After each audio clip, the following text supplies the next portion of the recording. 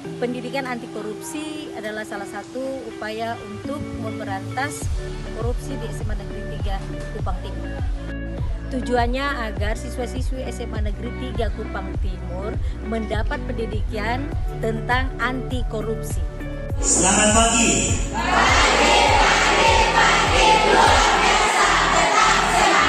Kurang semangat. Ulangi. Selamat pagi.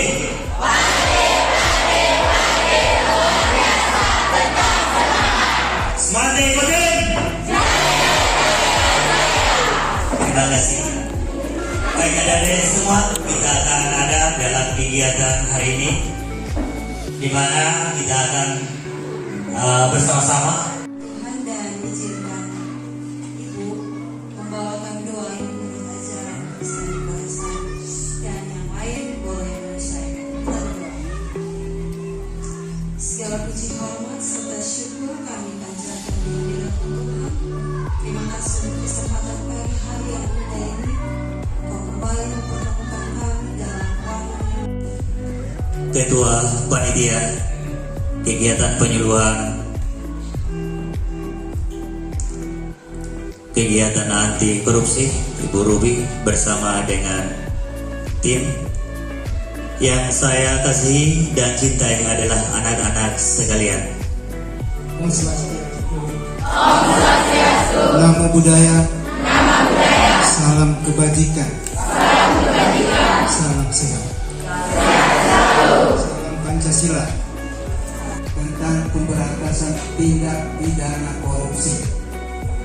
Dia menyatakan bahwa korupsi itu adalah suatu bentuk ketidakjujuran dan pidana yang dilakukan oleh seseorang atau organisasi yang dipercayakan dalam suatu jabatan. Di dalam undang-undang itu suap menyuap, penggelapan jabatan, pemerasan, perbuatan curang, pemberantasan, pembentuk ya.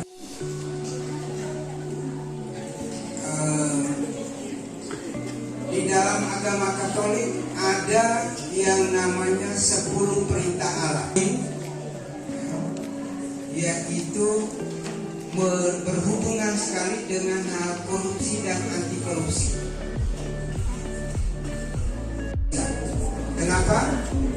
Karena manusia membuat itu, dia tahu bahwa pasti dia akan ada. Adalah orang yang tahu bahwa nanti dia juga akan melanggar itu undang-undang. Oh, kalau undang-undang begini kalau saya buat, nanti saya akan bertanggung seperti ini. Dengan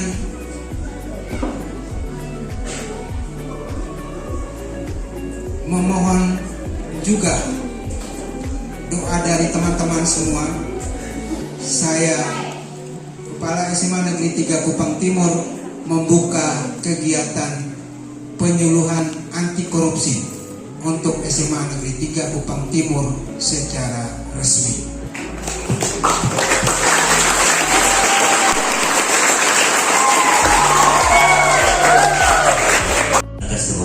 Karena itu kita akan masuk di dalam materi, yang dalam materi ini akan disampaikan oleh Bapak Fandi Boy SPD tentang perilaku anti korupsi. Oleh karena itu, sebelum saya berikan mic kepada Bapak Fandi, saya ingin menyapa kembali dulu adik-adik semua. Terima kasih Bapak dan Mama.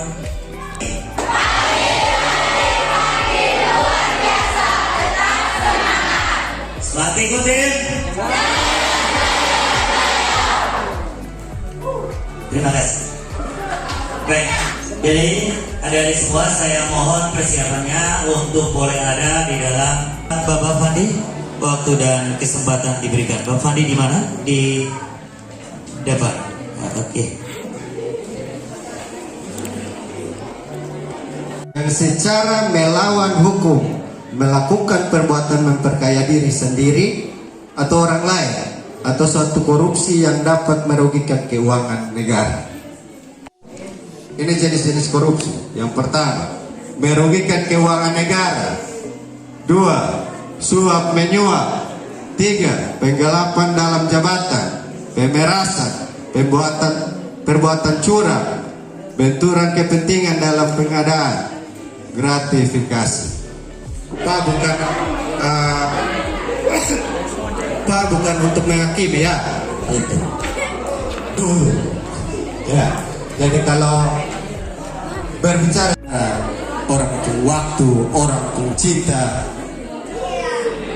Karena jelas waktu mas 15 menit, Pak keluar. Jangan rampas hal-hal sederhana yang ada di sini.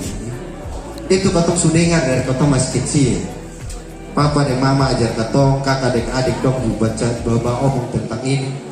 Tapi kadang-kadang katong yang tua Pak yang bicara di depan sini pun jujur itu mahal dipunilai. Ketika katong dihimpit oleh kepentingan, ketika katong dihimpit oleh sesuatu yang berat, datang sekolah masih terlambat, datang sekolah masih main di luar, ada sementara pelajaran katong lebih pilih duduk di luar daripada duduk di dalam. Padahal papa dan mama balatana berjuang supaya katong bisa dapat itu pendidikan. Yang Bapak Ibu guru kasih. Yang berikut tanggung jawab. Tanggung jawab kita sebagai anak, sebagai siswa, belajar sekuat mungkin, berjuang sekeras mungkin, sehingga nilai yang kalian dapatkan bisa menciptakan kebahagiaan untuk orang-orang yang kalian kasih. Orang tua, bapak ibu guru yang ada di sini, papa dan mama di rumah, apalagi papa dan mama yang susah ada di rumah. Kakak yang sudah berjuang cari uang lain, atau mama sendiri yang berjuang cari uang untuk susah kuras, betul. Bergaul, ngajarkan kalian jauhkan mereka. Yang berikut, kulit harus mandiri. Mandiri di sini bukan mandi sendiri ya. Mandiri di sini bertanggung jawab, kerjakan segala sesuatu kalau bisa sendiri. Jangan takut Tuhan. Mak bagi kasih bego. Mereka aja. Mengumpulkan kas kurang bebas. Biasa malam-malam kalau bapak minum kopi sendiri serokok di depan rumah atau di belakang di bawah pohon, dia sementara dari ada bapak-bapak yang biasa dulu di pinggir-pinggir pohon. Itu bapak sementara dulu bahwa dia itu uang hanya satu apa? Besar ada bapak keluarga. Itu sama di muka pas-pasan mau dengan artis. Kalau biasa ada namanya toko sadar diri.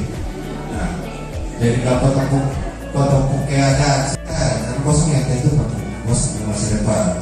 Papa dan mama besok pulang kembali ke surga.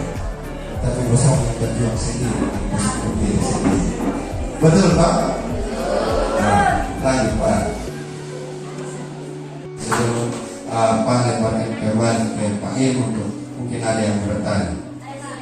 Hello. Ya. Pak terlalu banyak pakai pasar di Surabaya. Pak agak kurang yang baik.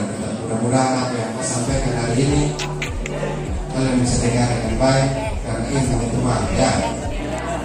Mudah-mudahan kalian sukses di masa depan. Hanya katong yang bisa tolak itu pencuri. Tapi kalau katong tolak pencuri maka katong ada di dalam sel dan katong pulang curi atau korupsi. Demikian waktu sebelum legitimasi. Tepuk tangan dulu untuk Bapak. Yang pertama, terima kasih kepada Bapak Im yang telah memberikan waktu kepada saya. Yang saya hormati Ibu Ruby, Pak Fandi, Pak Ari, dan Pak Nando. Saya ingin bertanya, apa yang menyebabkan korupsi di Indonesia sulit diberantas? Padahal yang kita ketahui bersama bahwa aturan dan undang-undang yang dibuat korupsi itu untuk memberantas dan menjerat pelaku-pelaku korupsi supaya tidak melakukannya. Tapi yang kita ketahui bersama bahwa korupsi sering banyak dilakukan oleh pejabat-pejabat. Padahal yang kita ketahui semua bahwa korupsi pejabat, korupsi atau pejabat itu mereka disumpah dan memiliki iman yang kuat. Kenapa mereka melanggarnya? Padahal yang kita tahu bersama, korupsi adalah hal yang sangat tidak baik untuk kita semua. Mungkin itu yang dapat saya sampaikan. Terima kasih. Dari kepala saya, yang terhormat Pak Im dan Pak Malain dan Ibu Ruby. Saya memiliki satu. Oke. Apakah dengan memperkuat landasan hukum mampu mengurangi angka korupsi di Indonesia? Kita telah mempelajari nilai-nilai dasar yang membentuk perilaku anti korupsi. Lalu, jika seseorang korupsi, hukum yang diterimanya diatur dalam undang-undang pasal berapa dan juga berapa lama pelaku korupsi itu menjalani hukum tersebut, dan juga berapa besar denda yang harus dibayar oleh pelaku korupsi tersebut. Demikian pertanyaan saya. Dan begitu saya, Nanti Roma, Pak Im, Ibu Ruby dan Pak Fandi, sini saya akan bertanya, apa saja hal-hal yang membuat terjadinya tindakan korupsi? Terima kasih. Bagaimana cara menampakkan sifat anti korupsi dalam kehidupan sehari-hari? Menampakkan yang baik, bahkan sangat baik, tetapi pelaku hukum itu yang tidak menggunakan hukum secara baik dan benar. Makanya tadi Pak sempat sampaikan pejabat-pejabat ini yang melakukan sebagai pelaku hukum ini, kalimatnya biasa dong bilang hukum tumpul ke atas dan tajam ke bawah. Orang-orang miskin akan ditindas. Yang tadi hukum itu sebenarnya benar. Kau tuh bikin salah penjara, itu betul. Tapi pelaku hukum ini kembali pada yang pelaku hukum, maksudnya yang mengatur hukum ini. Dalam hal ini Pak bukan salahkan polisi, Pak bukan salahkan jaksa atau hakim. Tapi kalau polisi, hakim dan jaksa itu baik, jujur dan adil, yang tadi kau sudah belajar tentang karakter itu, maka saya. Nah, tetapi karena masih ada manusia dengan sifat yang serakah, makanya yang harusnya dihukum sudah dihukum dalam tindak pidana korupsi, yaitu Undang-Undang Dasar Nomor 31 Tahun 1999. Nah, seorang dipidana berapa lama ditentukan dari berapa banyak uang yang dikorupsi. Jadi semakin banyak lu korupsi uang, maka selama banyak tahun lu ada di dalam sel. Tadi Pak bilang itu setia, adil, jujur, tanggung jawab, jangan palese, disiplin, mandiri. Itu tumbuhkan di dalam diri. Karena kalau itu ada di dalam diri, potong akan mencuri.